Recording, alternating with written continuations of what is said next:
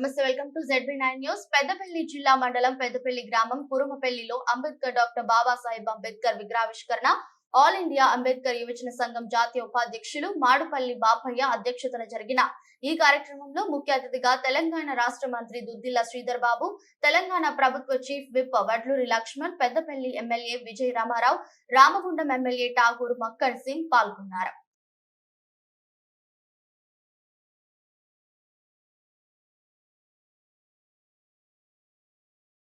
మరి నాకు పేరు తెలియదు కాబట్టి పెద్దలు అన్యతగా భావించకుండా కురుమపల్లి గ్రామంలో భారతరత్న నవభారత రాజ్యాంగ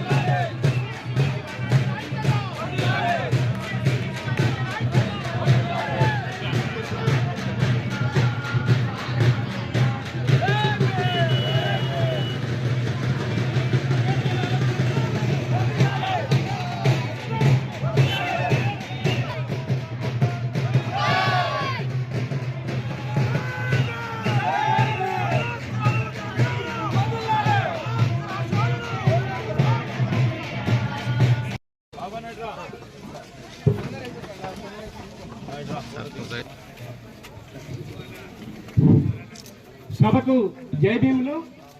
ఎన్ని సంవత్సరాల నుంచి చూస్తున్నటువంటి అంబేద్కర్ విగ్రహం కురుమపల్లి విగ్రహానికి గౌరవనీయులు మన ఐటీ శాఖ మాత్యులు పెద్దలు నేను మాత్రం రుణపడి ఉన్నాను.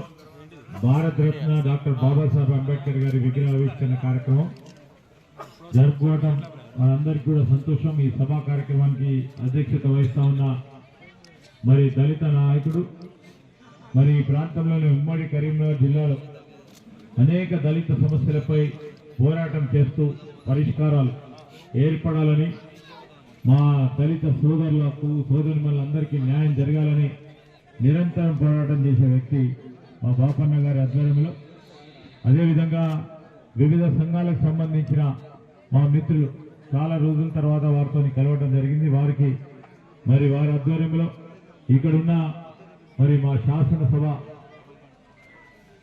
సోదరుడు, శాసనసభ్యుడు సోదరుడు, మీ అందరి ప్రియతమ నాయకులు విజయ రామారావు గారు, మరి ప్రభుత్వ విప్పుగా మొన్ననే మరి ఎన్నికై ధర్మపురి శాసనసభ్యుడిగా అనేక సందర్భాల్లో పోరాటం చేస్తూ ఈరోజు ఒక పెద్ద ధీమాతో ముందుకు నిలబడతా ఉన్న మీ సోదరుడు అడ్లూరి లక్ష్మణ్ కుమార్ గారు వారితో పాటు మా జిల్లా కాంగ్రెస్ అధ్యక్షుడు రామగుండం శాసనసభ్యుడు రాజ్ ఠాకూర్ గారు మేమందరం కూడా రావడం జరిగింది.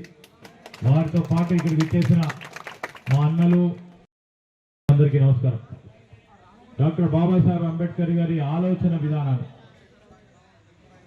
ఈరోజు ఈ ఆలోచన విధానం యావత్ దేశంలో ఉంటున్న ప్రతి పౌరుడికి వారు రచించిన రాజ్యాంగం మేరకు వారు కల్పించిన అనేక హక్కుల రూపకల్పన కిందనే అందరం కూడా పనిచేస్తా ఉన్నాం.